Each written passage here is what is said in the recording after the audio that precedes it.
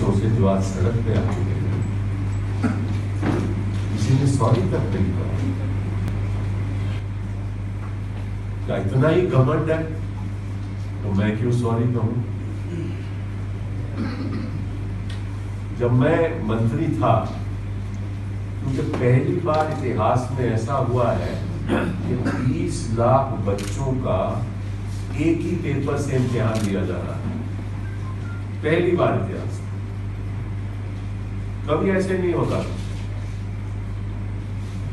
अलग अलग जोन में अलग अलग क्वेश्चन पेपर होते थे और उसमें भी हम बदलाव करते थे।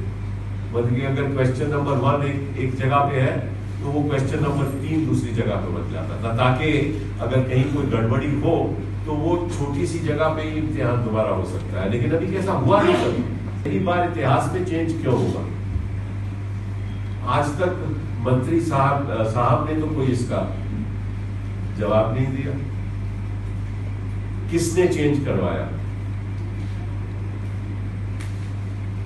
और जो सरकार क्वेश्चन पेपर को सुरक्षित नहीं रख सकती, वो देश की सुरक्षा कैसे करेगी?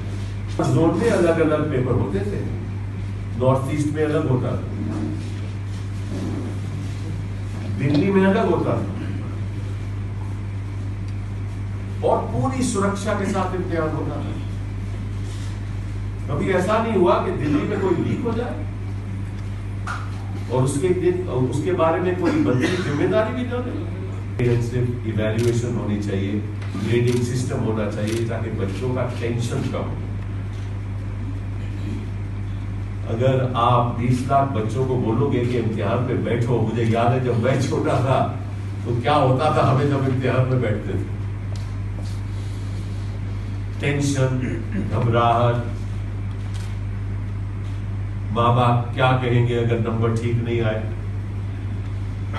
और इसी संदर्भ में जब मैं मंत्री था तो मैं देख रहा था कि कई बच्चे आत्महत्या कर देते थे। मेरी चांदनी चौक में भी एक जगह पे मतलब कि सालों साल लोग बच्चे आत्महत्या करते थे। मैंने उस पर रोक लगाने की कोशिश की, इन्होंने नाकार कर दिया। अब दोबारा बच्चे इम्तिहान में बैठे, उसकी टेंशन, और बच्चों की केवल टेंशन नहीं, माँ बाप की टेंशन भी बहुत बढ़ती है। पढ़ाना, माँ बच्चों को पढ़ाएगी, घर का कामकाज करेगी, बाप दफ्तर में आके वापस आकर बच्चों को पढ़ाएगा। अपने जो उनके समर वेकेशंस है उसका भी तय किया जाता था कि भाई इम्तिहान अब खत्म हो गया, अब लेकर जाएंगे, अब कब इम्तिहान होंगे, कब वो, ये मतलब कि किया क्या है। और जुडिशरी, 2 ही ऐसे स्तंभ हैं जो लोकतंत्र को बहाल कर सकते हैं,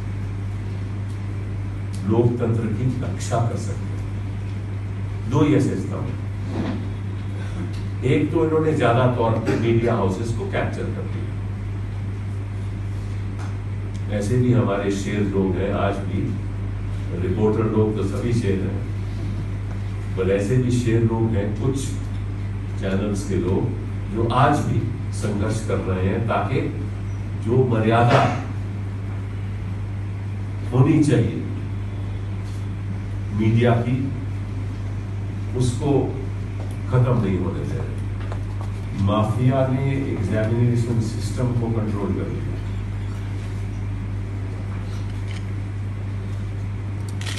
आपको याद है कि जब व्यापम हुआ था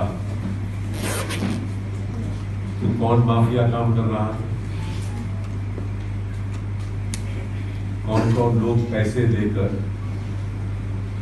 और लोगों को इम्तिहानों में बिठा रहे थे। कैंडिडेट कोई और था और इम्तिहान देने वाला कोई और था, और पैसे का लेन देन हो रहा था। उसमें आहिस्ता आहिस्ता पूरे सामने आएगा कौन कौन बड़े बड़े लोगों के नाम थे।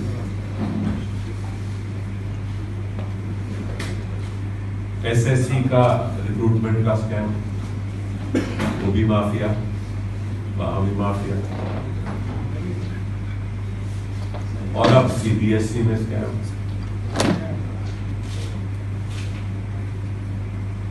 और इस बारे में प्रधानमंत्री जी मौन है, चिंतित नहीं है क्या?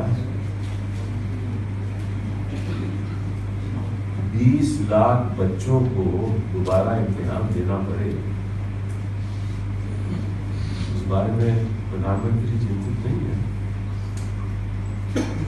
मिल जाए और उनका तालमेल हो जाए तो इसका हश्र क्या होगा लोकतंत्र में?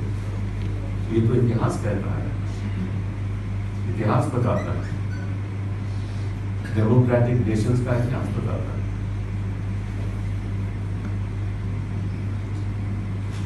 जब डिसमेंटलिंग हुई कम्युनिस्ट यूएसएसआर की, इसीलिए हुई। ये सारी ताकत एक पार्टी के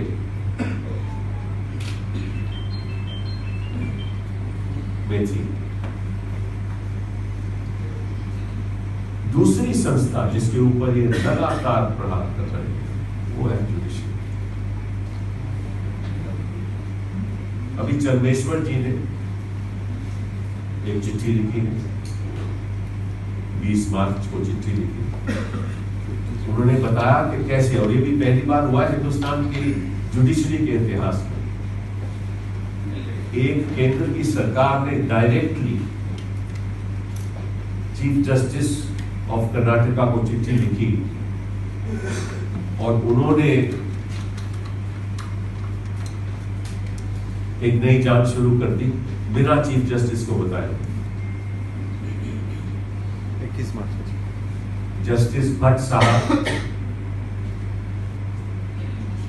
ने किसी जज के खिलाफ 2014 में कंप्लेंट की, उसकी विजिलेंस इंक्वायरी तय हो गई लेकिन उसका कुछ नहीं हुआ। 2016 में जिस जज के खिलाफ कंप्लेंट की उन्होंने अपना इस्तीफा देने का फैसला किया और फिर वो इस्तीफा वापस ले लिया। इस बीच क्या हुआ कि भट्ट साहब जो सेशंस कोर्ट में थे, उनका रिकमेंडेशन हाई कोर्ट जज बनने का आया तो कोलिजियम से नाम क्लियर हो गया और सरकार को चले गया। उस समय जो चीफ जस्टिस साहब थे वो टीएस ठाकुर साहब। 2 बार नाम भेजा गया क्योंकि जज बनने से पहले जिसके ऊपर आरोप था उन्होंने कंप्लेंट की, उस जज ने कंप्लेंट की, जानकारी हुई तो हाई कोर्ट चीफ जस्टिस वहां एसके मुखर्जी थे, उन्होंने जब सारी जानकारी ली तो कहा कि ये कंप्लेंट बेबुनियाद है, इट इज कंकॉक्टेड। इसको इतने सपने लिखा और आज जमीन पे क्या हो रहा है मुझे आप बताइए। कोई एक वर्ग इस सरकार से खुश है? कोई एक वर्ग खुश है इस सरकार से? किसान देखो तो बिना वस्त्र के यहां वो प्रोटेस्ट कर रहे थे और कोई उनको मिलने नहीं गया। 30-40 हजार किसान महाराष्ट्र में मार्च की, साइलेंट मार्च।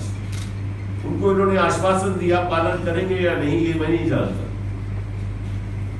किसान को अपना एमएसपी नहीं मिल रहा, आत्महत्याएं बढ़ रही है, क्राइम रेट बढ़ रहा है, ठीक है ना। लोग अपने जो अस्पताल में जो लोग ऑक्सीजन बिना मारे गए वहां कोई फंड नहीं खर्च हो रहा, पर बुतों पे फंड खर्च होगा। इनकी प्रायोरिटीज देखो। जो छोटा बिजनेसमैन है वो तराई कर रहा, जो इंस्टीट्यूशन, जो बैंक की इंस्टीट्यूशन है वो खत्म होने जा रहे हैं। संस्था ने आक्रमण किया, हर संस्था।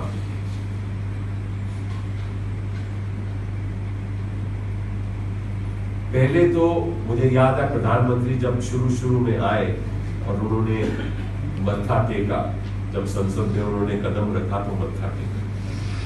कहा कि मैं इसकी जो मर्यादा है उसका कभी उल्लंघन नहीं करूंगा। रोज के रोज उल्लंघन होता है, कौन सी मर्यादा? आप तो नो ट्रस्ट मोशन पे भी, नोटिस पे भी बहस नहीं होने देते। और हर जो बिल है, जो मनी बिल नहीं है, जहां राज्यसभा में चर्चा होनी चाहिए, उसको आप मनी बिल कहला के राज्यसभा में चर्चा ही नहीं हो रही।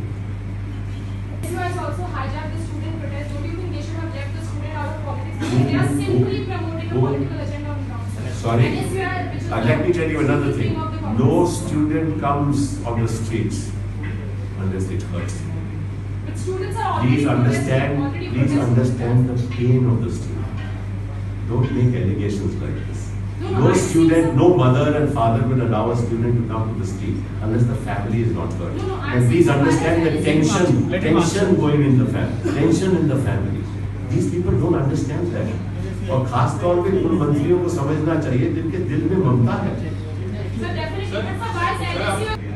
आपको लगता है कि जिस तरह से इतने बड़े स्तर पर लीक हुआ है, इसमें एक इनसाइडर हैंड की ओर आप इशारा कर रहे हैं? आपको लगता है इंस्टीट्यूशनल तरीके से इस पूरे व्यवस्था इसमें कोई शक है? इसमें तो कोई शक की बात ही नहीं। लीक तो इंस्टीट्यूशन द्वारा ही होगा ना। वो कौन सी इंस्टीट्यूशन है, किसने लीक करवाया, किसने पैसा लिया, कौन सा माफिया ऑपरेट कर रहा है, वो तो अब पता चलेगा, जांच होगी। तो उससे पहले yesterday BJP has accused you that you have eluded with a money launderer in order to get a land in Delhi. So what is your response to that, sir? I'll tell you the response of these South African website that they relied upon. The South African website said, and I'm quoting, there is no evidence that Sibal was party to money laundering or corruption.